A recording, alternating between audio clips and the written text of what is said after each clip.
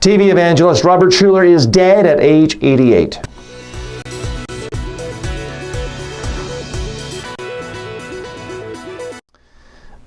If you are a fan or a student of public speaking, you have to be fascinated by TV preachers, regardless of your views on religion and theology. Robert Schuller was one of the kingpins of TV evangelism. He was on the air for decades and often had the #1 watch show in the U.S. and around the world. He raised and generated hundreds, if not billions of dollars of revenue over his time. To me, he's fascinating because he really blended 4 different strands with his presentation.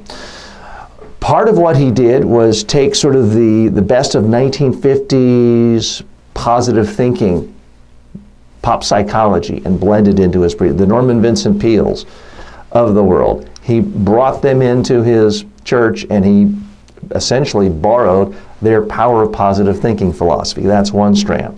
Another strand was just sort of mainstream, not necessarily liberal, but not conservative, Christian Protestant religion.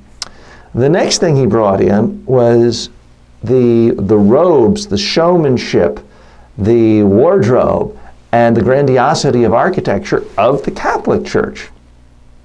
Now, his cathedral palace doesn't exactly look like a 14th century monastery, but it is grand in a way that typical churches in the U.S. are not.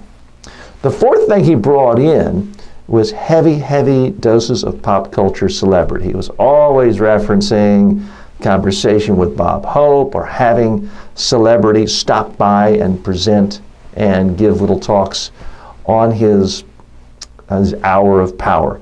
So that's why I think he was extraordinarily successful. Now, some interesting things about him. According to his biographer in the Los Angeles Times, he started preaching at age 5 to cows. He started speaking to cows, and that's how he honed his craft. By his own admission, he was an unpopular kid, overweight, did poorly in school, but he did know that he wanted to be a preacher, and he practiced his craft from age 5. Now, other interesting thing about him, he had a particular type of disease where his nose couldn't stop growing, and he had to have plastic surgeries to keep his nose from continuing to grow. I'll leave it up to others as to how that relates to a TV evangelist. Here's the thing that I think many people forget because they focus on listening to the content so much. The second they hear someone say something they disagree with, whether it's about politics or theology, they want to discount the person. And I understand that. We all do that from time to time. But if you are a serious student of public speaking and presentation and communication skills, I'll give you the same advice I give my clients. And here it is.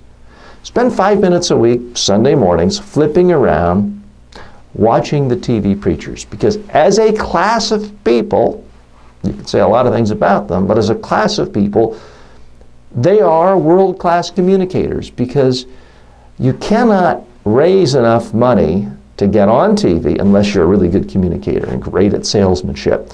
And you cannot stay on television unless you are a great communicator. You're either so good at asking people for money, or as someone like Joel Osteen, who is kind of a modern day next version of a Robert Schuller, you're simply so good at being interesting and captivating people and being memorable that people just give you money.